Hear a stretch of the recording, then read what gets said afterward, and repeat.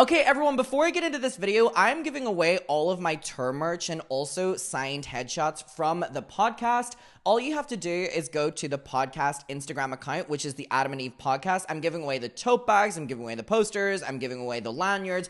I honestly just want to get rid of all this stuff. It'll be open to international. All you have to do is go to the Instagram account, follow it, and comment on this post, and I'll be giving that away very, very, very soon. But today I want to talk about the Leftovers podcast. Now, we had watched a video from North Star Radio a couple days ago, and in it, they referenced Leftovers and this specific video where it was titled, Why the H3 Leftovers Podcast Will Never Return. Now, I've never seen this video, but I've seen a lot of discourse about it.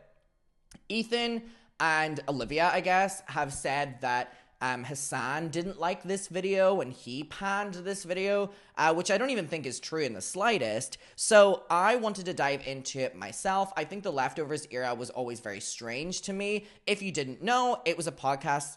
This image is crazy.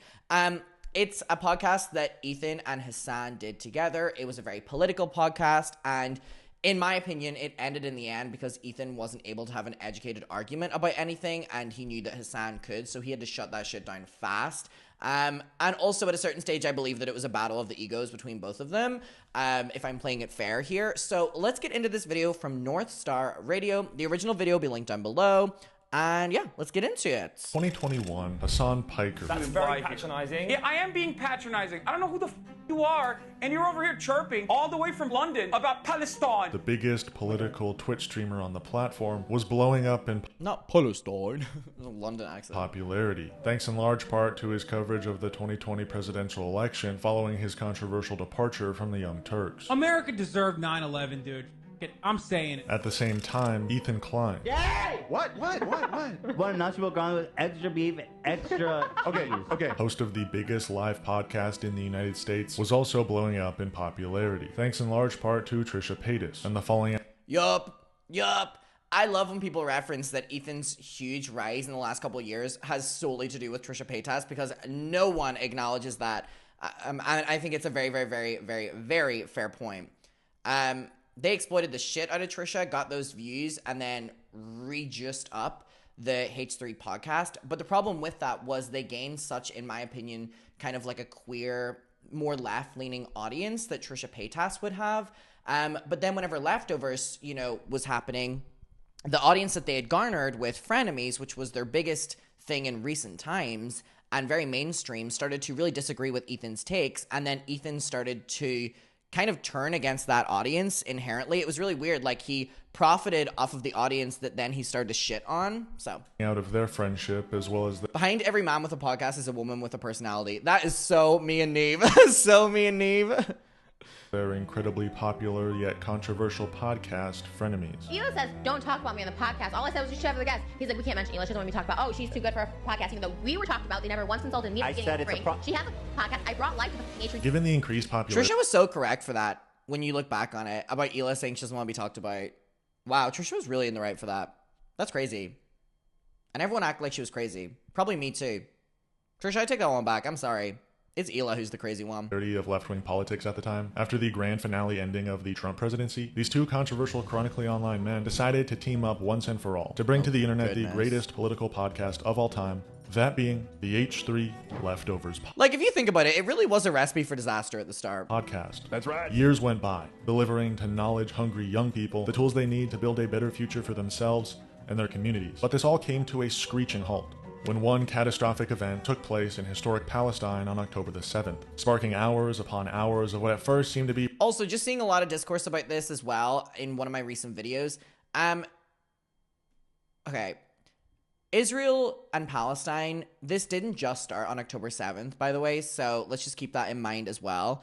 I think that's very, very, very important to keep in contextual relevance here. Productive discussion, but what soon turned into quite childish one-sided debate. If people are mad about that, it's probably because of the timing. There's no timing placed on a group of people's emancipation. There's no, like, Bro, their timing matters. It's just this one point I'm trying to make. You can't shit on Hamas, dude. The flames grew higher and higher until it was eventually too much for Ethan Klein, causing the Leftovers podcast to fall off the face of the earth with seemingly no announcement. Because he couldn't keep up with an actual argument or an actual debate. he came from a place of, in my opinion, hatred and ego as well to a certain degree, and he wasn't able to have a level-headed discussion with Hasan, in my opinion. This is what happened to the Leftovers podcast. And this... I'm also really intrigued for this video because I never watched the Leftovers podcast because their dynamic was always really fucking weird to me, and also I stopped really caring about Ethan during that time anyway. Is why the Leftovers podcast will never return.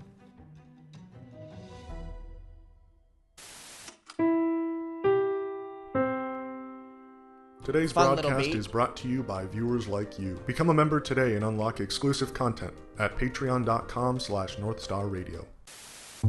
Hey, welcome. Going back all the way to the beginning of the H3 podcast, politics was always being discussed. Oof, this clip where he goes, yeah, yep. Jordan Peterson came on the podcast 2 times in the early days of his rise to fame. You guys know who Jordan Peterson is? He's like a psychologist or something, but he's a scholar. He's a scholar. He's a really smart guy. It's a very strange story in many ways because Hitler was obsessed with order and cleanliness. He was a very orderly person. He was very sensitive to disgust, because you think, well, the Nazis were afraid of the Jews, because they were other, and that's not right.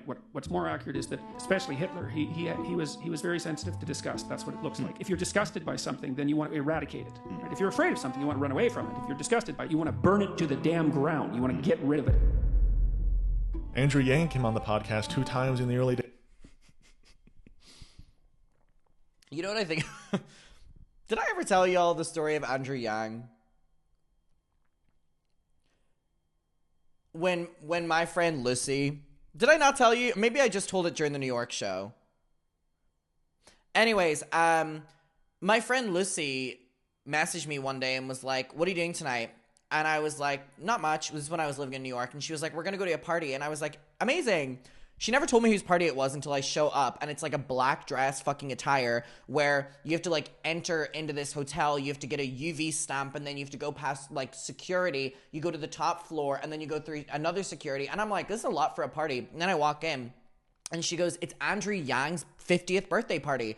And I'm like, number one, who the fuck is Andrew Yang? And number two, why are we at a 50-year-old's birthday party? And she was like, Adam. I'll update you later. All you need to know is there's an open bar and free food. And I went, I love Andrew Yang. Like, well, I did not know who this person was. There was an open bar, free food. I got so wasted at Andrew Yang's birthday party, and I didn't know who the fuck he was. It was an insane night. It was truly an insane night. He had confetti going out that was his face on the dollar bill. It was champagne, bottomless. The food was good as fuck. And still, I went home and Lucy was like, do you want to know who he is? And I went, no, I had a good time at the party. I'm not posting that I went to the party. I have no idea who this man was. I got my free alcohol. Thank you, Andrew Yang, whoever you may be.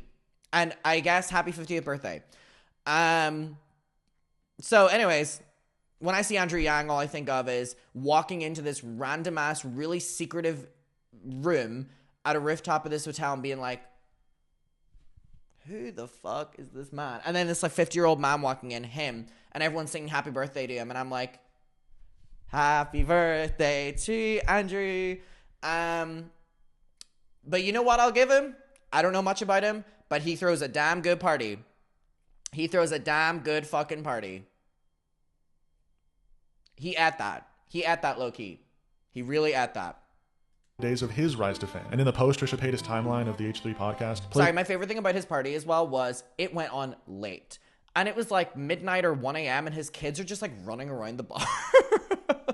Discussion shifted drastically to a more supportive, inclusive understanding of the ever-changing world around us. This guy is the peace and love guy. There's no such thing as trans people. That's something that you created.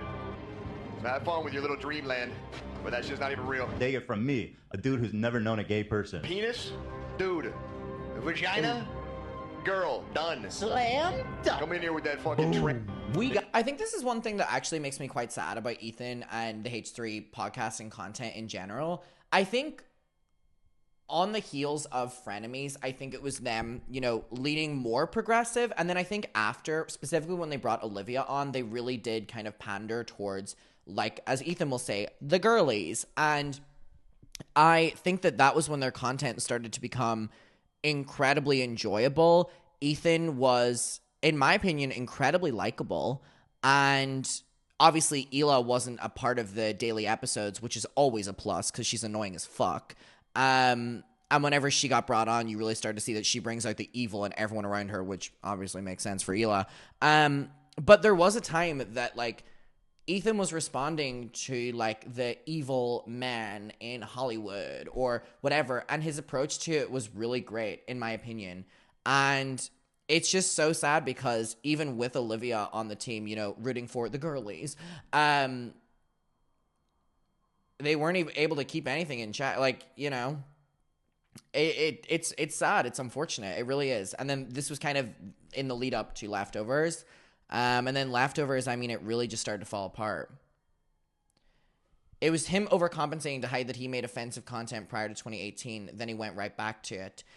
Well, here's the thing as well, though. Like, to die on the hill of, like, if you've said offensive things you can't change means that no one can change. But yeah, the fact that he went right back into that mode again and that model, oof. Got him again. Slam dunk. Penis vagina. Boom, boom. But it wasn't until one fateful day when Ethan Klein and the H3 podcast decided to dive into the deep end of the online sphere of political commentary. That day was the beginning of the end for Steven Crowder. Oh, there he is. Oh no, Sam Cedar. What a f***ing nightmare. But before this was released on the H3 podcast channel, 10 months after Hasan Piker made his first appearance on the H3 podcast, Ethan Klein made his first ever appearance on the Hasanabi broadcast to promote the release of this once-in-a-lifetime debate. Boys, girls, Ethan Klein to the H3 podcast. Are you pretty hyped up on the Crowder? Oh my God, I'm so hyped up, dude. I'm so excited. Are you wearing holsters right now? Yeah, yes, we're all wearing holsters. Now, was the debate any good? Not really. They certainly got Steven Crowder to admit to quite a bit, like running away from past debates with Sam Cedar. You're so clever. I had no idea that you were taking your show off early last time, coming in today. He admitted that he followed the show last week. We got him. He admitted that he watched the show last week. We got him. Dude, we played him so hard because he literally was following. He saw that you went live, dude. We got him. Oh my God, we nailed him.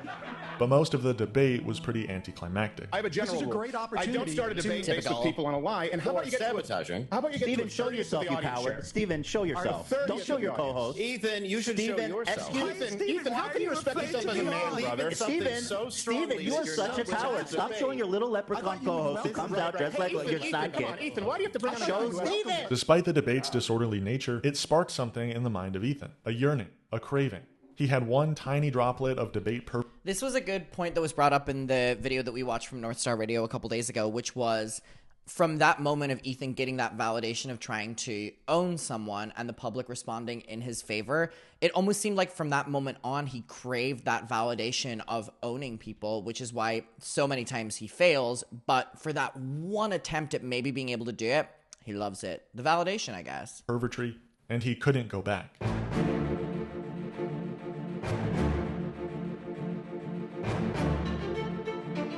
That was overstimulating. The editing on these videos is insane.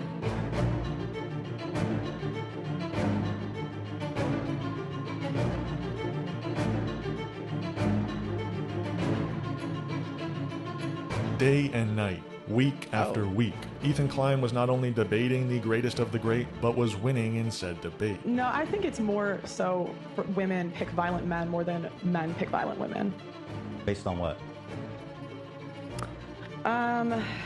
Do you feel that sometimes you argue from emotion rather than like concrete facts? I feel this to be Not true. Pearl. Do you feel you do that a lot or no? I'm a woman, so sometimes, yeah. Okay. Interesting defense. You're done with that shit? Can we talk like adults now or not? I think this conversation has kind of been exhausted. Again, these two being the example as well is really great because it shows Ethan, you know, going into these live debates that are easy wins for him because he's interviewing insane people or incapable people.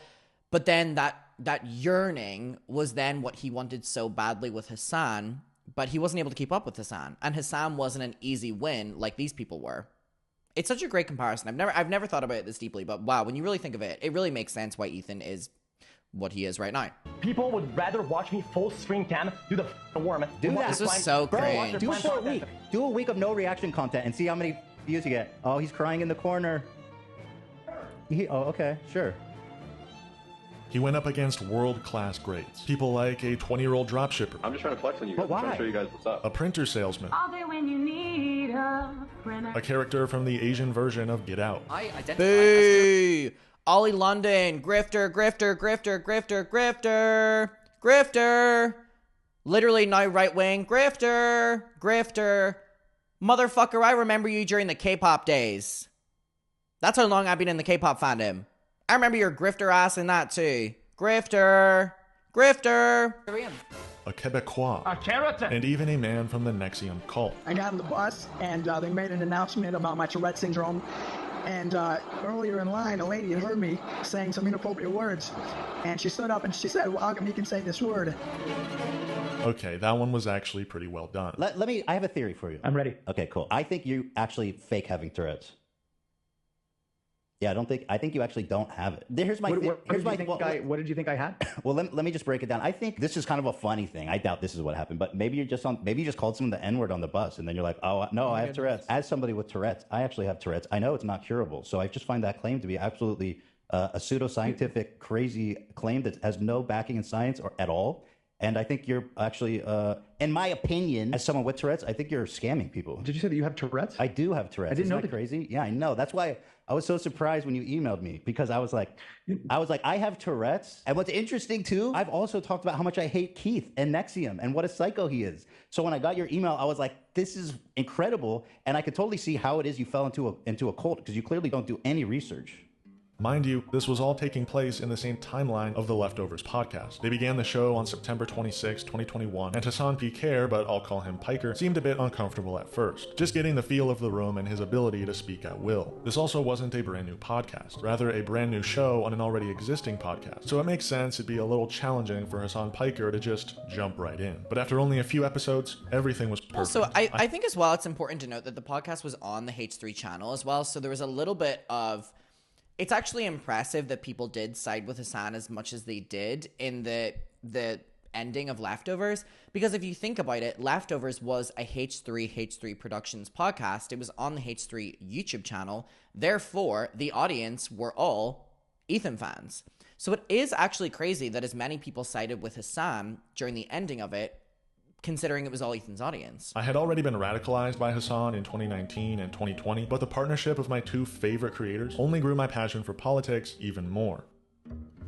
So during this time, Ethan and Hasan are becoming best buds. They do a weekly show together. Ethan comes on the Hasanabi broadcast again. Hasan visits the H3 podcast again to help in the interview of Liver King. And during this time, Ethan is participating in debate after debate. And Hasan is watching these debates on his stream, supporting Ethan in his performance as friends do. Hasan would even text Ethan talking points during the debates. This is from last year. It says, what the F is happening with gay people? 10 years ago, everyone called them F words, the F slur for gay people in high school. And today, 1 in 6 high schoolers claim to be gay. 1 in 6. So yeah, it's continuing. More and more people. So do you miss the days when we could call gay people the F word? No, I just think it's surprising. I think it's crazy that that's happened. It's been such a popular trend lately. Yeah, but that's not true either, is it? No, it is. What's your data? My cousins that are in high school. I talked to my cousins in high school. It's data. Strangers. People liked that video and commented on it and said the same thing. Oh, that's data. Never mind. Ethan got to bust out the left-handed. The number of people who are left-handed. The amount of left-handed people back in the day was really low. I sent it back. Left-handed were...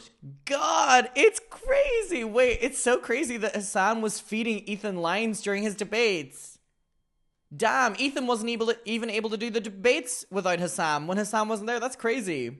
Seen as inferior, and they were forced to use the right hand more often. But as it became more acceptable and people realized left-handed people weren't demons, then the amount of left-handed people increased, and it became steady at what, like 10% or something? 12%. 12% is That's left-handed. so crazy. It went up astronomically. Not Hasan feeding lines. Would you say people choose to be left-handed? I don't know. I don't know anything about it. Yeah, but that'd be silly. Why would you? You don't know anything about anything, and yet you still chirp on it. Why not chirp on this too? But little did Hasan know. He was feeding the thing that would eat him. Ooh, good point.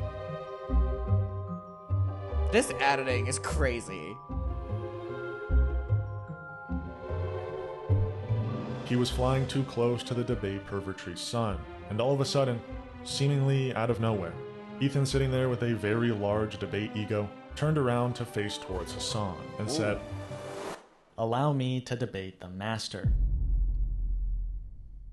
2 months before the abrupt ending of the Leftovers podcast, Ethan Klein was having some moral quandaries about his devotion for capitalism, where he enjoyed the freedom that came from capitalism, the ability to succeed from nothing that came from capitalism, but was disheartened by the inequality that capitalism fosters. I know that I'm a capitalist, so I've been trying to think, like, how do you square that with my other, like, socialist ideas? Like, what? I think the government should have guaranteed jobs for people that want to work, that pay enough for the minimum amount needed to have shelter and food. First of all, I think it's like the natural inclination of some people. Like, I don't think it's even realistic to say, I want to live in like a perfect communistic society, because that just doesn't work. It's antithetical to human nature. But I do think there are good things of capitalism provides, which is, I do think there's a sense of innovation that happens when people are motivated by money and pushed to, you know, do certain ideas. I don't hate the idea of like people who can be successful. I think it's good. I think that capitalism is a more realistic system of governance than like fucking communism is, you know. Communism never works because people are inherently corrupt, and whoever's in charge they're gonna be greedy, they're gonna be corrupt. Well, yeah, a capitalist world has been working for us thus far, hasn't it? Yeah, probably millionaires like Ethan spends all his money just suing people. Yeah, that's why you like a capitalist society, Ethan. They're gonna fuck everything up. It doesn't make sense. Like, it's almost like weird virtue signaling to be like, I'm living in modern day America, but I want a full communist revolution. I'll take on humanity, dude. I am a capitalist. What do you want? You know what I mean? And I think but the thing is, like, they think that like workers should share in the workers should get a % of your earnings, essentially, a percentage of their production. I don't agree with that. You're watching a capitalist pig. Deal with it. You guys are all like radical communists. There's that many radical communists. They're not radical communists. Not everybody that's anti-capitalist is a communist. It is kind of a radical take. Oh, oof! I've never seen this clip before. Oh, this is awkward as fuck. Another moment of Dan pulling him in, of course. Being like full anti-capitalist. Yeah, calling the audience radical or crazy. Advocating to change the entire structure of all societies today on Earth. That's not radical. Do you think democracy is a good thing, and do you think democracy is what helps prevent? Yeah, but obviously our democracy isn't perfect either. Right. You know. But you think ultimately that being a democracy, living in a society that votes and has, you know, the people agree. Go on, Dan. Pull him in. On how who should represent us and who should lead us is something like that's a better system than, like, say, China, right? Where they have a council of elites and somebody is elected from within, right? Yes. Okay, so what if we ran companies that way? On the following Wednesday episode of the H3 podcast, Ethan once again brings up the capitalism discussion, stating that he's been thinking a lot about it and is looking forward to a further discussion with Hasan on the following Thursday. Last week was the capitalism versus socialism week, but I have to tell you, I want to talk about it more tomorrow because I've been thinking a lot about it. Great. Again, I think that this is like a perfect framing of this, which was he started to get overly confident. But if you really think about it, the only reason Ethan was able to be overly confident was because he had crew members pulling him in at every given fucking moment. Like, the things that Ethan wants to do are probably, like, could be successful if the show was pre-taped and wasn't... Where the fucking hair come from? If it was pre-taped and it wasn't a live show, because obviously we see that the brains, if there are any at this stage, behind the H3 production show are people like Dan being able to pull him in constantly. So maybe, like, his dream, you know, role of being able to debate people and pull it off with facts and not getting backlash for, like, stupid takes would work in a world where they're not doing live streams, but obviously they're not doing that, so chopped. I do. I mean, well, that's what Thursday is for, right? That's what Hasan's there for. You can talk about Call it. me ass, grifter, dog shit, moron, motherfucker. All right, to be clear, I'm not a capitalist. I'm a social democrat. Okay. I think that distinction is important because people lose their fucking mind when I say, like... Just changing based on the feedback that Dan gives him, by the way. You know, I'm a capitalist. They just think that I'm like some fat cigar-smoking boot on the worker's face. Grind him into... He did just say that the week before, but... Dust. You know what I mean? I'm a social democrat, motherfuckers. Yeah, a social democrat. But actually, I am what the hell, sure, because I have been thinking about it quite a bit. Going into the discussion, Ethan had one overarching question. What is it that social democracy can't achieve that socialism can? That's my question. Okay. We'll talk about it tomorrow. Yeah, we'll talk about it tomorrow. Now, does Ethan actually want the answer to this question? Does he actually want to learn? Or does he simply already have an opinion on the subject he is willing to argue for hours? Ooh, good point. Actually, if I think back on a lot of things with Ethan, that's a good point. Does Ethan want to debate a point, or does he just want to rant his point of view in your ear until you give up. Good point. Yes. Ethan prefaces the discussion by saying he's excited for the conversation, as he's been doing a lot of research. That research being talking to ChatGPT. Was this where this came from? I honestly cannot believe that already we have established that Hasan is feeding Ethan points that Ethan is using in debates that make him look clever, showing that the brains were really Hasan. And that number two, he's saying that he has these conversations with ChatGPT. Sorry, I keep saying ChatGPT and people are calling me out. I don't fucking use it. So ChatGPT, okay? That's crazy. To better represent my position, because I don't really know a lot, and I feel like I've done a lot of research in the week following the conversation. So ChatGPT is so fucking dumb. What kind of research? I had a very in-depth conversation with ChatGPT. Oh God! I honestly can't believe that he said that. Respect. Okay, that's good. I asked it really kind of. Well, Beshber thinks it's socialist, like ChatGPT socialist. So like. Also, people who use ChatGPT, like, just fucking Google. Literally, just Google. Oh, and he is being serious. They all laughed at him, but he is being serious. ChatGPT probably. ChatGPT, Lenin. Yeah. ChatGPT keeps it so real. ChatGPT Lenin pilled you. They focus this discussion on a few distinct questions or quandaries Ethan is having with capitalism, and he's not as willing to learn as he originally made it seem. And the labor class still exists. That's an assumption. I don't know that that's true. They first discuss his overarching question. What can socialism achieve that social democracy cannot? Google uses AI. Yeah, if you scroll past the AI overview, which is always inaccurate, by the way, is always inaccurate. I cannot stress enough how many people in my daily life get inaccurate information from ChatGPT. It's like, guys, please. Like, we are becoming dumb as fuck. Please. Not. So let's talk about this. Now, my first question is this. Given that, in a social democracy, we can regulate things like taxes, housing, higher education, sharing jobs, and all this kind of stuff, what are the problems in social democracy that we need socialism to address? So social democracy is still capitalist, with serious, severe market regulations, right? Mm-hmm. The issue is twofold. One, social democracies don't address some of the domestic problems because when there's still capital accumulation. So which domestic problems? Domestic problems such as labor issues, homelessness. Like, there's no way to fully eradicate that because the inherent class contradiction between the owner class and the labor class still exists. That's an assumption. I don't know that that's true. That there's not going to be homelessness in socialism, but there will in socialism. Ethan's like, wait, let me ChatGPT this. Democracy? Well, the idea is that completely abolishing the profit motive in certain commodities like housing, for example, will address that problem because then you're making housing specifically for need rather than so you can make money off of existing units. But fuck landlords. We hate landlords over here. Fuck landlords. Can we get some tomatoes in the chat for landlords? Boo. Also, fuck Airbnb as well. I don't like Airbnb anymore. Boo. Fuck Airbnb people. Fuck landlords. Fuck all of you. Boo. Have you heard of the lady who fell in love with her ChatGPT? Yeah. Oh, don't worry. I want to make a video on that so bad. Acknowledge that in a social democracy that's run ideally, the homeless and whoever else needs a home for whatever reason would be provided one. So I don't understand what socialism does better in that case. Okay, but he's not coming from a realistic place here. At the end of the day, these countries, the social democracy that we were talking about, still have a lot of wealthy individuals, a lot of people who are making money off of finance capital and capitalism in general, and their interests are always going to be to further erode the welfare state as best as they possibly can in an effort to claw back all of those areas that they could still technically You're putting that on them, but that's not, if you have a strong social democracy, that wouldn't be possible. Ethan then asks another question he's quite unwilling to hear the answer to. Are workers still being exploited if all their needs in housing, food, and healthcare are being met? Worker exploitation seems to be at the heart of socialism and communism. Yes.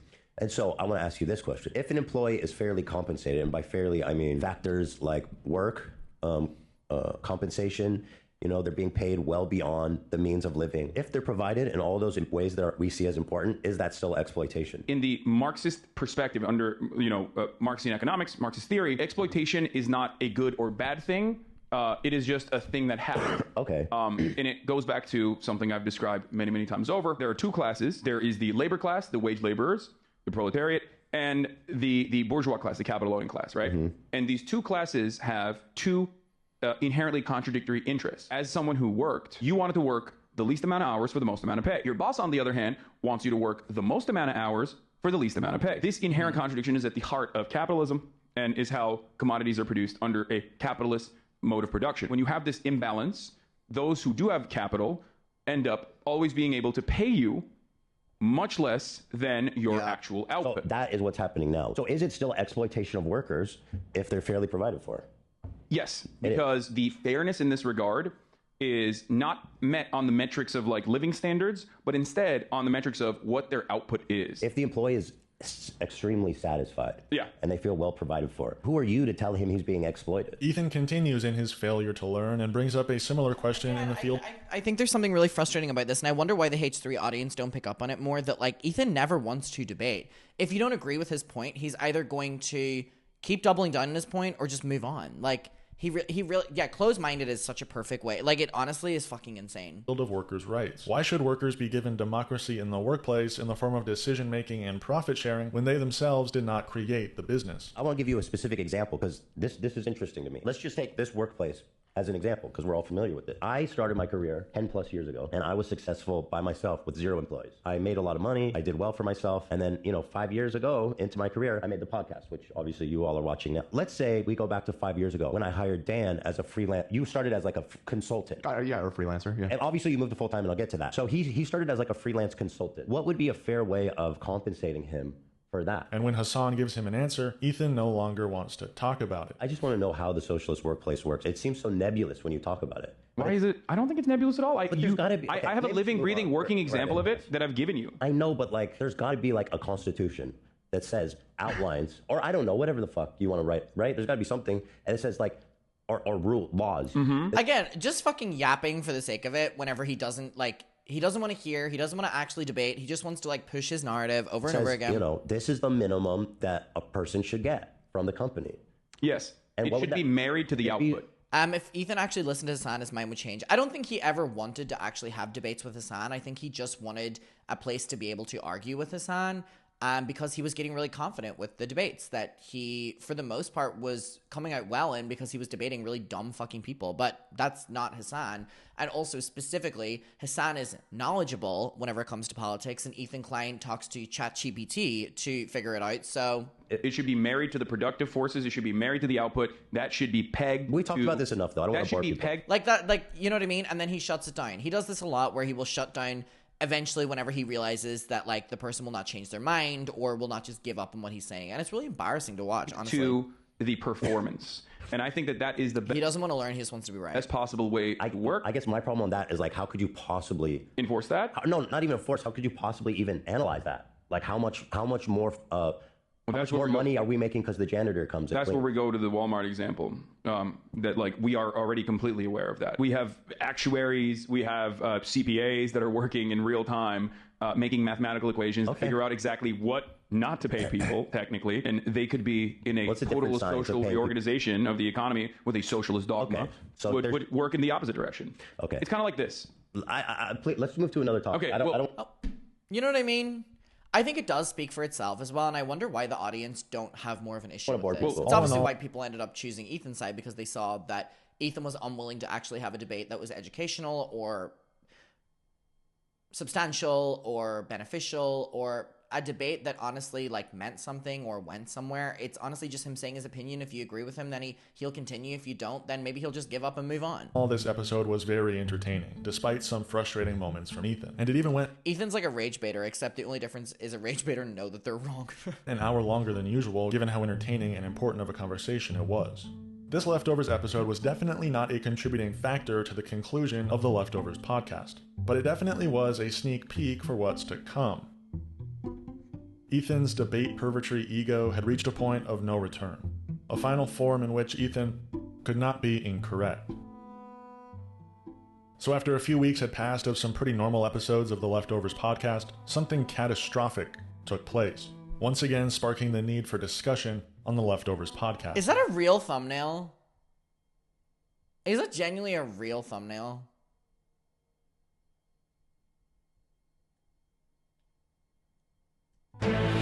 This is CNN Breaking News. Hello and welcome. I'm Jim Sciutto in Washington. It is now 4 a.m. in Gaza, where Israel is striking back at Hamas targets after these attacks we saw play out over the last 24 hours. Prime Minister Benjamin Netanyahu says his country is at war. The militant group launched an unprecedented early morning series of attacks on Israel, firing at least 5,000 rockets. Israel says at least 300 Israelis are more than 1,500 wounded. This was not just rocket attacks, though. The terror group overran border crossings, invaded by sea, by air, and by land, taking over entire Israeli communities in the south. We must warn you, many of these images are graphic and frightening. However, leading up to this episode, Ethan had some initial discussion of the October 7 attacks on October 9th. So over the weekend, Hamas, who is the governing, they're an organization, but they also control Gaza Strip. They somehow managed to put together this surprise invasion of into Israel, and it was horrific. So far, at least 700 Israelis, which is nuts. One of the crazy things was there was a nature party, a peace party, they actually call it, ironically, and I guarantee a lot of people there were pro-peace, who are anti Netanyahu and all that kind of stuff. And so yeah, for sure, they were all young. Oh, there she is. Definitely that type of crowd that is unhappy with the government. The really sad, kind of crazy thing is that I don't know if this has changed, but last that I heard, Hamas didn't even know about the party. They just happened upon it. This discussion was pretty tame and mostly understandable coming from two Israelis after. I mean, yeah, of course these two, podcast co-hosts are going to use their platform to completely not acknowledge that Israel has been attacking Palestine for an unprecedented amount of time. And it literally is just that thing of okay, wait, this is going to be a stupid analogy, but just stick with me. Whenever I've talked to people that really just are so fucking stupid that they just don't get it with oh, it all started on October 7th. Okay, so say Mariah is Palestine and say that I'm Israel. So this has been for an unprecedented amount of time, okay? Right? Attack.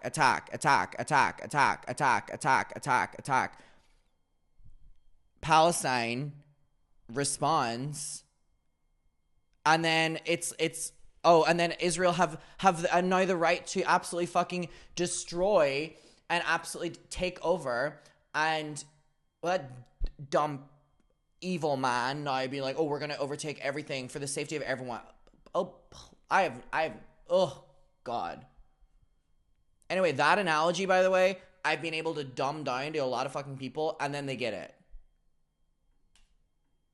Such a catastrophe took place. Ethan even made sure to make his stance clear about the Israeli government. Not by speaking from the heart, but by reading a tweet of a Notes app screenshot from 2021. You know what? Let me do this. Before I even talk about this, let me just tell you, first of all, just so it's not ambiguous about how I feel about this situation as a whole. Okay? Let me just say this. I tweeted this. I think this was when the IDF blew up some apartment building or some horrific shit in Gaza a few years ago. I said the Israeli government's making me sick. Even if Hamas is operating as civilian buildings, it doesn't justify the total destruction of that building. It's inhumane. Netanyahu's a piece of shit warmonger. It needs to go. I can't believe he's reading an old tweet that he made instead of honestly just being able to speak from him in that moment. Do you really, in my opinion, care that little that you have to reference something you said in the past and can't speak right now presently? Maybe reference it, but you know what I mean? This always felt weird to me. As a dual citizen, I love Israel and the Israeli people. They deserve a government that actually believes in peace and not force and violence. The ultra-right Jewish settlers are among the greatest provocateurs in the world. They are shameless, hateful, fueled by religious zeal, and enabled by the Israeli government. I wish the settling and repositioning of Palestinian land would stop. I wish the bombing in Gaza would stop. Gazans deserve to live a life free of fear. He's trying to show that he's had this perspective for a while.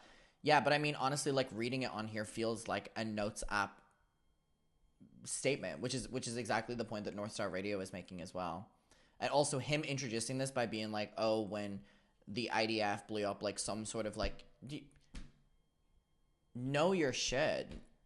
If you're speaking so confidently about them and talking about Hamas's attacks, why are you not completely educated in the dates of what the IDF have done and what they've blown up, what they continue to do, and how they continue, you know what I mean? for all the crimes Hamas has committed. We must always remember that they are not Palestine. The Israeli government holds all the power and is on them to stop the violence and show a true willingness for peace. Okay, so just so it's not unambiguous. Now, I wouldn't say this discussion was completely tame, as Ethan got quite caught up in the timing of it all, criticizing people for saying Free Palestine as the attacks were taking place. I think what people don't understand when they say that is like what it means to somebody in Israel who's going through grieving right now with so many people around them and they're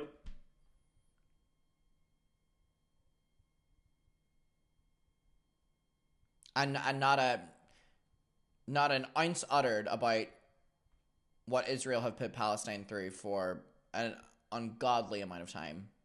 Like, that's so crazy.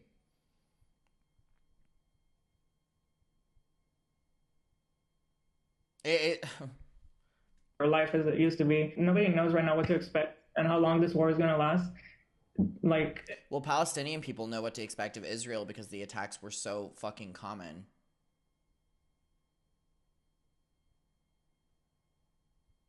So when you come out and say Free Palestine after they just lost everybody, they have children taken away from them, that's not, if you're really for humanitarian reasons, that's not what you should be saying right now. And we all... If you're really for okay. Oh, and I'm Free Palestine too, right? It's just the timing. I know what it is. You're saying I support Hamas. I mean, that's what you're saying. Maybe not even intentionally, you know. But that it might not be intentionally, but that is what it means. Now, as I've No, it doesn't. Literally doesn't. It doesn't at all. And you know that. Everyone knows that. Such an ignorant take. Ignorant take. Explained in a previous video. And also, yeah, Ethan being like, I'm Free Palestine. It's not just a statement you make. It's like then what you say contradicts that. The news break was quite vague at the time. So much of the breaking news was focused on the destruction of the Gaza wall and the escape of Gazans, not the mass atrocities. So hearing the great news of Gazan freedom, I and many others were quick to say, Free Palestine. But for the most part, this reaction from two Israelis was understandable. For the most part. Ethan, please learn more about this. Shut the fuck up. What was not so understandable was Ethan's reaction and commentary in the following H3 podcast episode, where for whatever reason, Ethan decided to pick a fight with a Muslim woman, who happened to be one of Hasan's mods, a Lebanese Twitch streamer by the name Frogan. I don't know if this is drama. I guess this is turning into a drama that I can talk about. Is that this girl Frogan? Frogan. Oh, Frogan? Mm-hmm. That's what I'm saying. I don't even know how to say her name. I just followed her because, there was a lot of mutuals that were following her, and she seemed like a nice person, so that's why I followed her. She was a mod for Hasan, and me and Lena are friends with her as well. Okay. Yeah. I just quietly unfollowed her, okay? I didn't like the tweet she was making. I thought they were, leaning too much towards pro-Hamas, and I just didn't like it. I didn't want to see it. And so I quietly unfollowed her. I didn't make a big deal. I didn't say anything. But, she got to turn it into this whole big thing that turns into a drama that's now being posted all over the internet. I'm sorry. It's a Twitter follow. It's not that serious, okay? First of all, and foremost, that face when one of your favorite content creators unfollows you for being pro-Palestine. First of all, the framing of that is f***ed up, okay? Let's not even go there. You don't even know why I unfollowed you. You don't know. You don't have no information. We've never even talked. You said Ethan Klein unfollowed Frogan. Ethan Prob was like, this damn Arab supports Hamas. That's not funny. That's not funny at all. The whole framing of this is really... But you just said that her tweets were too pro-Hamas. You literally just said that. You genuinely just said that. Cruel. Ethan, I'll support the IDF. Refollow me. I don't support the IDF either. It's not funny. The reason I unfollowed her, because apparently she wants to know, is because of this tweet specifically and a few others, but this is the one that I was like, I don't want to see this anymore.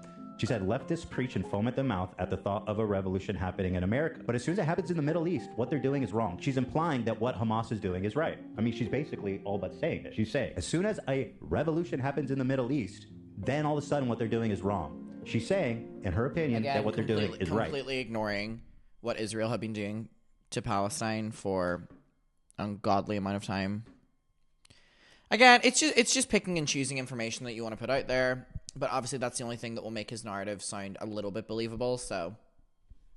Because it's a revolution. Ethan once again speaks from the heart, saying, this was the last time I spoke about Israel, before once again bringing up his 2-year-old Notes app screenshot. She says, I've only ever heard you talk about me supporting Palestine. Are you dumb?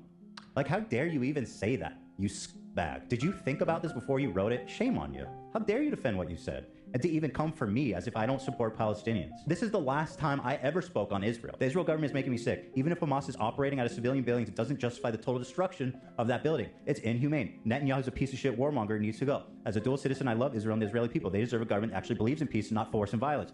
The ultra-right Jewish settlers are among the greatest provocateurs in the world. They're shameless, hateful, fueled by religious zeal, and enabled by the Israeli government. I wish the settling and repossession of Palestinian land would stop. I wish the bombing in Gaza would stop. Gazans deserve to live in a life free of fear. And for all the crimes Hamas has committed,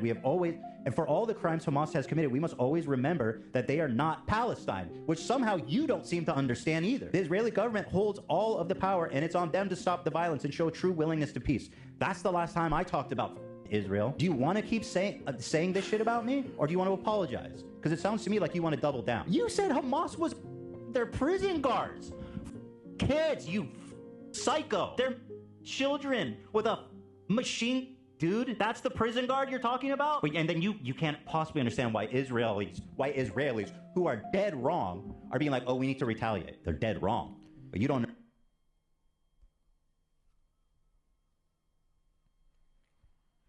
He's so exhausting.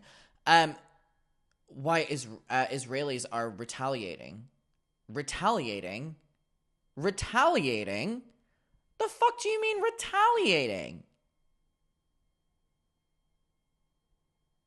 This is on Israel. Understand why they would think that. Again, because I have to emphasize, because people don't listen to what I say. I mean, I said it so many times, and yet she still acts like I haven't said it. It's astonishing. We are listening. You're just conflicting what you're saying. You're contradicting yourself. Frankly, it's astonishing. This astonishing statement has made her original one even worse. She's basically just coming out and saying it. Yeah, Hamas are freedom fighters, taking out their prison guards. Oh yeah, and by the way, Palestinians. She's calling Hamas just Palestinians. How's that help them? So yeah, that was probably the least productive commentary on the subject that could have ever taken place. And it honestly makes Ethan look like someone who cares more about winning a debate than they do about the lives of others. Mind you, while all of this coverage was taking place on the H3 podcast, Hasan Piker was also covering news out of Palestine. However, doing so in a much different way, a much more thorough way. Rather than repeatedly reading a tweet of his from 2 years ago, Hasan was spending 8 hours a day covering news out of Palestine, all the while not compromising on his values while losing viewership. A great point as well to bring up whenever Ethan keeps referencing his old tweet as well. The difference between Ethan and Hasan was actively putting out more information and more statements and stuff like that, whereas Ethan, in my opinion, cared so little, the only thing he could do was reference a tweet from 2 years ago. And followers because of them. So when the Inevitable Leftovers episode took place, the two co-hosts had quite clashing perspectives. In one camp, you had someone distraught over the loss of life, someone pushing for the full liberation of Palestinians as a preventive measure to make sure this never happens again. And in the other camp, you had someone distraught over the loss of life, but who was much more preoccupied in being optics police for the perspective he claims to uphold. And this was the perfect storm to bring us the sad, depressing, heartbreaking final 4 hours of the Leftovers podcast. We're going to be discussing this was the final episode between Israel and Gaza that's happening right now. Obviously, there's been a lot of emotional, charged stuff going on. If people like me and Hasan, which are basically so close to the same ideals, can't have an amicable conversation about it, then there's no hope for anybody. Once again, Ethan speaks from the heart and is definitely not reading a statement he made 2 years ago. And I like to say this at the top, because people are always going to call me a Zionist. People are going to call me a if he reads this damn tweet supporter, again. Genocidal, all this shit. And I've been saying it every day, every time I can say it. So if you see anybody saying that, you know they're liars and bad faith weirdos. So here's what I'll say about Israel, okay? Listen, this isn't the first time I've said it, and I'll say it many more times. The cabinet is run by genocidal maniacs. Oh my God! They're led by Netanyahu, who should resign in disgrace and go to prison for being a war criminal, okay? He's made a coalition of the most radically conservative freaks that don't represent, by the way, the majority of Israelis. And they're hellbent on genocide, frankly, overtly. They've committed tons of war crimes in Gaza, including of children, obviously, because Gaza is one of the most densely populated places in the world. 50% of the residents are under 18, so when you building, the chances that your children is pretty much 100%. Hasan Piker starts the show with a pretty unique perspective on the events of October 7th, at least when compared to opinions typically expressed on the H3 podcast. I think Edward Said said it best, that it's not even necessarily about designification of Israel. It's about maintaining peace so that everyone has a right to return. and be able to live comfortably in their own homes. This area of historic Palestine did have Jews, Christians, and Muslims living side by side. Before the 1948 Nakba and before the British occupation, there was a time where there was peaceful coexistence. Hasan explains how both sides have the same goal, peace. But peace is impossible to foster with the current design of the State of Israel. What you just described, especially in the West Bank, which is settler terrorism, at least according to international law, and it's fully understood to be an illegal occupation, demands constant military support, because you cannot, over the course of 75 years, build settlements and act like you are turning a blind eye to it, maybe sometimes halt it, maybe sometimes continue those operations of building said settlements, bulldoze homes, build roads that specifically partition off areas where Palestinians are supposed to be living on their own land in the two-state solution. Their land, by the way. That has been reaffirmed time and time again. You can't have that be your peaceful coexistence project and not recognize that of course Palestinians see that and think, okay, well, what the fuck are we supposed to do? There's no Hamas in the West Bank, and yet the Palestinian Authority is like collaborating with Israeli security operations, giving up 14-year-olds that were throwing rocks and shit like that, while they're losing their land, they're losing their homes. The area, according to B'Tselem, which is an Israeli organization, the area of West Bank of all of the agricultural land and all of the partitioned off lands that have been expanded into through settler, which is completely illegal, went from like 10% in 1967 to more than 75%. The areas that are partitioned off also have no contiguity, which means that, like, if you are Palestinian living in your own home in the West Bank, in order to get to your uncle's house, for example, you have to go through a multitude of IDF checkpoints. There are 2 separate license plates given to Palestinians living in the West Bank versus Israelis living in the West Bank. Violence is a necessity in the maintenance of such a structure, which now many NGOs and even former Israeli officials are considering is an apartheid. And it has been for some time now. Of course, that violence that Palestinians endure on a daily basis is going to create more reactionary forces within it. More reactionary forces, of course, are going to be seen as the emancipatory forces when an irredentist power or an imperialist power goes and tries to seize land that it does not own. Yep. This is the second part of the brutality of the occupation that has made it seem as though Palestinians have no choice, that has created no opportunities for them, that has led to Hamas being able to seize more and more power after being democratically elected one time in 2006, pretty much. And then Ethan once again brings up optics, making it seem as though the reason Israel is so far right is because Israelis see tweets from angry Zoomers and think of the outside world as something scary, something that is always...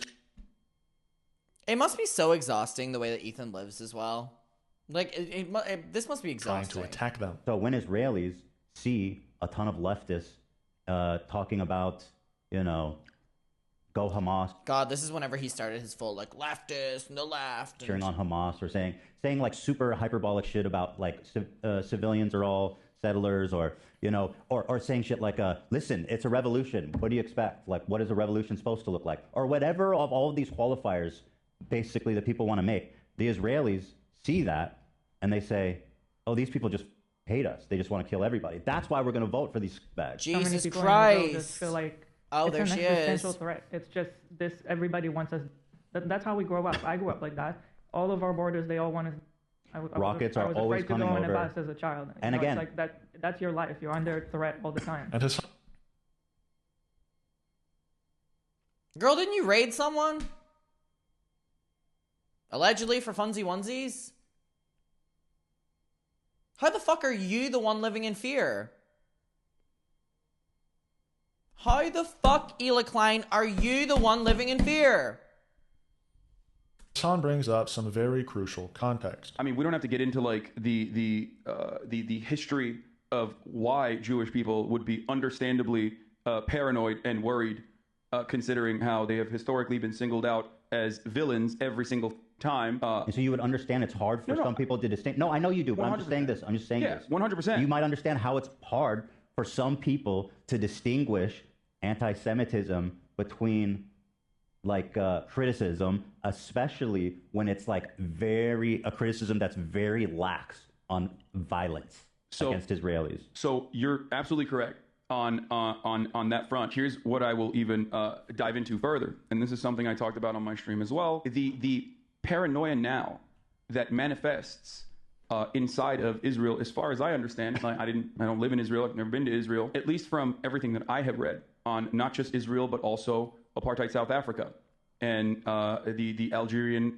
anti-colonial action against the French. The paranoia manifests and becomes a part of your identity because of the violence that is a necessity for the maintenance of apartheid. But Ethan doesn't quite get it. Look, Israel was under threat before all this shit happened. I mean, what's up? From the moment Israel was established, the neighbors were trying to kill them. Well, I mean, I don't know if we agree on that. Really? I will say that I think that... What the fuck? Oh my god. It like... Oi, oi, oi, oi, oi, oi, oi, oi, oi, oi, oi, oi, oi. Sheesh.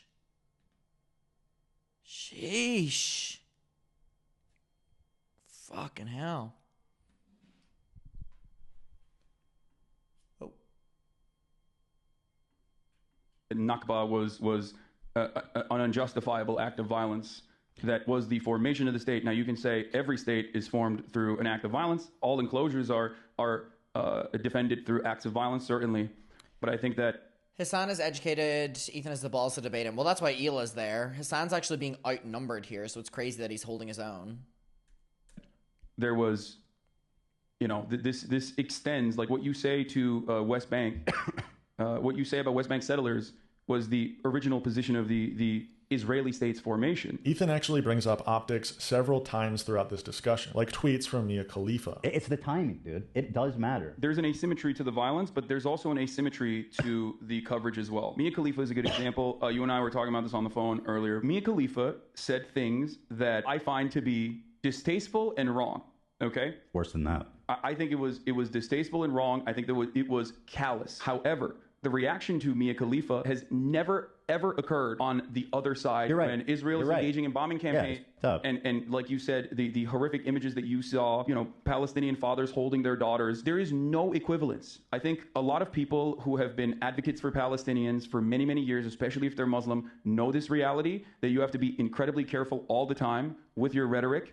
And that even in an emotional moment, you can never you can never say something that will be misconstrued. And Mia Khalifa said something that was inappropriate and unacceptable. She showed a picture of roaming in a pickup truck in civilians. She described that as a Renaissance painting. Yeah, I mean that's worse than unacceptable. So it's evil. So you're correct on that. Okay. So let me ask you this though. Yeah. When Lindsey Graham goes on and says this is a religious war and we must ethnically cleanse, we must wipe our enemies. Should get the same coverage. No, I know, but it doesn't, Ethan. That's the... He's literally saying what Hasan's saying here. Hasan is basically making this argument that on Israel's side, there can be so much propaganda and hate speech let off the, you know what I mean? But then on the Palestinian side, everything is way more blown out of proportion. And he's making that point. And then Hasan is bringing up on the other side an example, and Ethan goes, yeah, it should have got the same coverage. That's the point. The point is that it doesn't. Are you dumb? Marco Rubio was called for ethnic cleansing. These are people in positions of power. These are people who are literally facilitating in the shed. Yes. These are people who actually are engaging in the continuation. These are not former stars who were Christian Lebanese who now... whatever, dude. She was getting a lot of attention. People were liking it. Whatever, dude. We were getting a lot of attention. Ethan. It wasn't but here's the problem. That's meaningless, is what I'm saying in the grand scheme of things, because that doesn't Hasan, let me make my point. Honestly, throughout this entire video, it feels like Hasan is telling two Israelis things about Israel and Israeli history they've never heard before. Benjamin Netanyahu, when in 2008, people living under brutal occupation in the world's largest open-air prison in Gaza, where 2 million people live and 47% of that population is under the age of 14 and under, they did a peaceful march, a demonstration for a right to return. Thousands of children, babies, and adults alike were ruthlessly that by Israeli snipers in that right to return as they walked and demonstrated and walked towards that fence, walked towards that border fence that traps them inside of Gaza. Thousands. And at the same time, it feels like Ethan and Hila are tag teaming to dish to Hasan every single Israeli propaganda point ever concocted. I mean, that's what it is. That's all she can do, propaganda. We've seen it time and time again, and Ethan does it. Ethan's her little mouthpiece. My generation's grandparents are people that survived the Holocaust, and they escaped to Israel to start a country for Jewish people because we all know the Holocaust. And what happened this time is a really scary reminder to all of us Jewish people, and that's how I feel at least, that it's a reminder. The Holocaust wasn't that long ago. What happened this time is really scary, and it really does bring up this topic. And see, I don't think that you can even say literally it wasn't their fucking land like that without starting a debate, and I don't think that's right. The reason why people would react to it, or even myself, as a matter of fact, would react to that is because while you're absolutely correct and your feelings are totally valid, what is happening currently is a ongoing, at least 75-year campaign of ethnic displacement. Yes. Upon people who had nothing to do with the Holocaust, and that is. And dude, we're just talking about the Israeli psyche. I don't. No. And then Ethan shuts it down. Hasan makes such a great point there, and Ethan goes, "Come on." Hila, having grown up in Israel, really sheds a light during this conversation of the propaganda drilled into the psyche of every Israeli, likening the October 7 attacks to the Holocaust as a targeted attack against Jews for the sole reason of them being Jews. That's a pretty wild statement. Time and time again, throughout this entire discussion, Ethan was really pushing only for one point: mutual empathy. When Hasan tried explaining the experience of Palestinians in Gaza, Ethan would always say, "I know that, and Israelis are also living in fear." You know, the same argument as all lives matter. And it's important to say this is not about right or wrong. It's about having empathy for the Israeli experience. I feel that a lot of people... having empathy for the Israeli experience is what he just fucking had the audacity to say. Having empathy for the Israeli experience.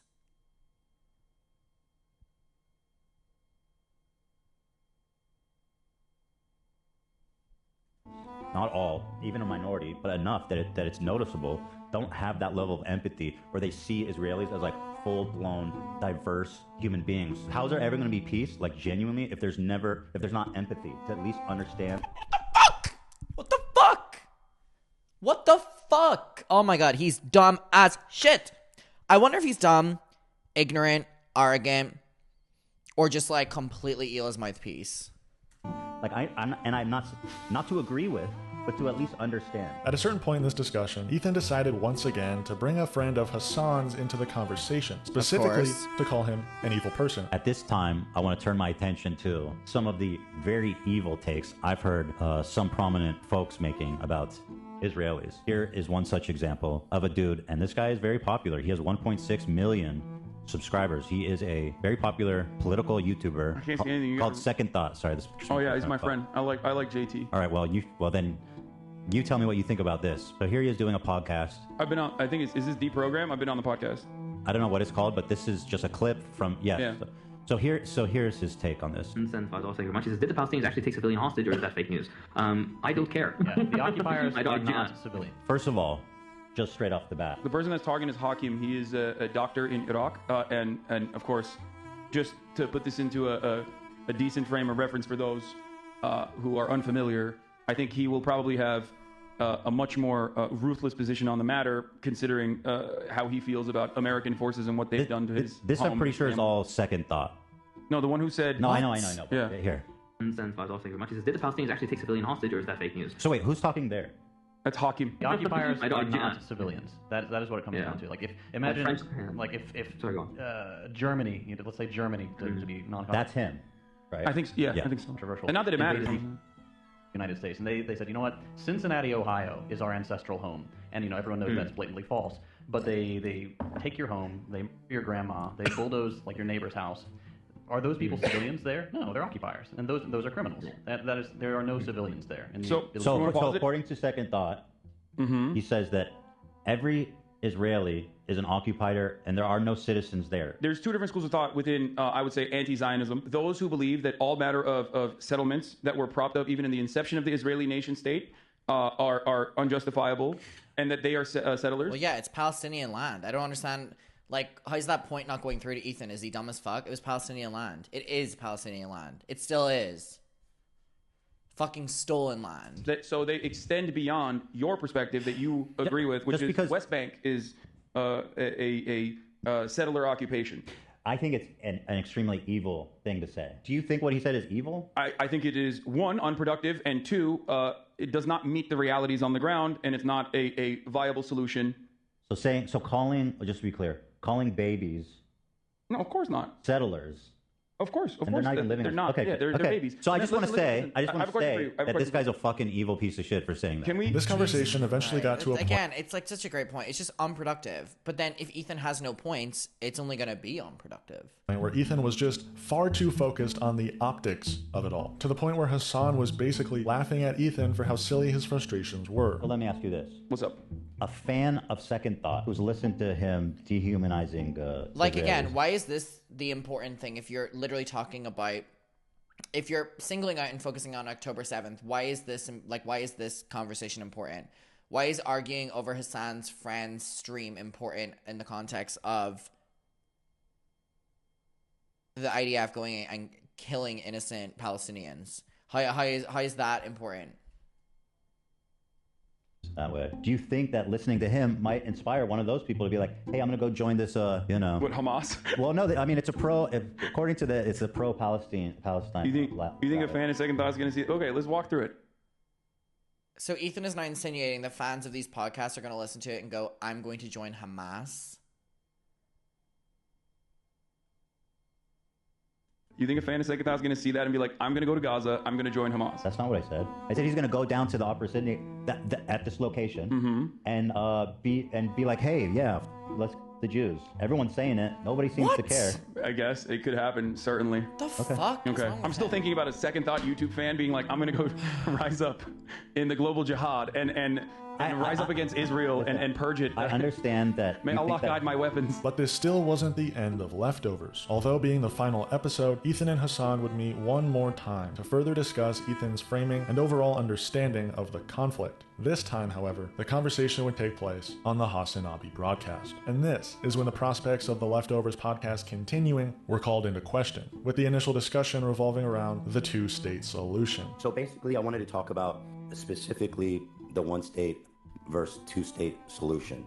And my approach to this when talking about it is purely pragmatic, and I'm trying to be realistic. I think our goals are aligned in that we want peace, a lasting peace, a meaningful peace. I know it seems like impossibly far away, but I do think there are certain starting points that we need to come from and agree on before expanding out from there. And one of them is this issue.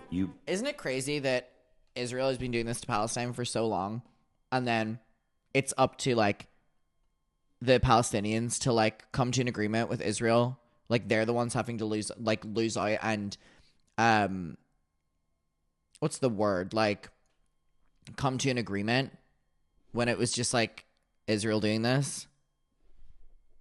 You don't believe in a two-state solution. I'm assuming I used to believe in a two-state solution. I was an advocate for a two-state solution, and I think like there are a lot of other people who also used to be two-state solutioners themselves that have changed their perspective dramatically. A lot of people. Yeah, due to the settlements and the rapid expansion of settlements. My question to you is this, and again, approaching this from a fully realistic perspective. What do you think would happen in the region that would result in Israel conceding to a one-state solution? Oh, that's a great question. I think one of the greatest things that could happen in a one-state solution is that you completely limit, obviously we're talking about like a hypothetical future that is like very far away, but you completely limit Iran's power and exertion of influence over militant factions that are of course they want. They want to overtake all of it. The other states are not all that important, with the only reason why I talk about Iran is because Iran is the only regional actor that is like genuinely anti-Israel. They see Israel as an expression of Western influence in the region, and of course they will use Like they have Hezbollah, another Iranian-backed movement that became a political party as well, as a consequence of like Israeli incursion in Lebanon as well in the civil war. And these are all opportunities for Iran to push back by way of Syria, by way of Iraq, by way of Lebanon, by way of the Houthis in Yemen. They would not be able to utilize these militant factions if there was a permanent peace solution. So I guess I'll ask the question again because I'm not sure if it was answered directly. But once again, Jesus what Ethan Christ, is really like- hung up on is optics. The optics of expressions used by supporters of the Free Palestine movement. Mainly, from the river to the sea, Palestine will be free. You were talking about from the river to the sea, Palestine will be free. And Okay, so like at worst, the worst interpretation of that would be like someone like Hamas or Hezbollah or like terrorist organizations who are like, yeah, we want to actually kill everybody there. That's the worst interpretation of it. Isn't that literally what Israel is doing to Palestinians? Like, why does he never acknowledge that? Why does he truly never acknowledge that? He's giving the worst case scenario that can happen to Israelis, but that is what the Israelis are doing to Palestinians. Just so we're clear. I know that there's a lot of people, obviously, vast majority of people who do say that don't want to kill all the Jews there, right? But like, so at the best interpretation of it, it basically means, as I've said, this one state dissolution of the state of Israel. And a lot of people He's also so fucking see that. exhausting. I would say the vast majority of people in Israel see that as a genocide. And no matter how many times Hasan tries to explain how unimportant Israel is committing a genocide. It is to focus on these things, when even many pro-Palestinian Jews use this expression, Ethan doesn't want to listen, once again pushing some sort of all lives matter argument. Jewish people themselves say from the river to the sea, Palestine will be free. Jewish people are at the forefront of the anti-apartheid, anti-Zionist activism, Jewish Voice for Peace, Jews for Economic... and the existence of Jewish people doesn't, I don't know, at that point is not very persuasive. I mean, of course there is. What do you? Of course, I think it's very important because there's like, Israelis that say it. No, or minority or Jewish people shouldn't be offended. Yeah, but that's such a good point about that. There are literally Israelis. They'll say, "From the river to the sea, Israel is all you'll see." Because some people say it. I mean, there's an interesting phenomenon going on here where when minorities tell you they're offended by something, usually, especially liberals and leftists, they'll listen because it's not their place, right? They'll say it's not my place. If you say it, then that's what it is. I mean, Jews make up 60% of all crimes in America right now. Is he reading off of his ChatGPT again? Why is this an issue of optics, Ethan? Mm-hmm. So when Jewish people look at that and they say, listen, it makes me uncomfortable the way that that's used. I find it interesting that people see that as an opportunity to argue instead of listen. Especially to me, it's like you can make the same argument about the Confederate flag, where Southerners will be like, listen, it's just about our heritage. You know what I mean? That has nothing to do with racism. And maybe and some people do believe that, right? But at the end of the day, if a black person is like, that Confederate flag is offensive to me, you're not going to argue with them and say, no, it's just heritage. Like, not everybody who uses it is racist. Ethan even likens the organization Jewish Voice for Peace to Nazi collaborating Jews. I'm not going to talk about this as like Jewish people in general. The reason why I brought up Jewish Voice for Peace and other groups using this as well, like Jews themselves in America using this anti-Zionist slogan, indicates that this slogan isn't one that is about the evisceration of Jews. If that was the case, then they wouldn't use it.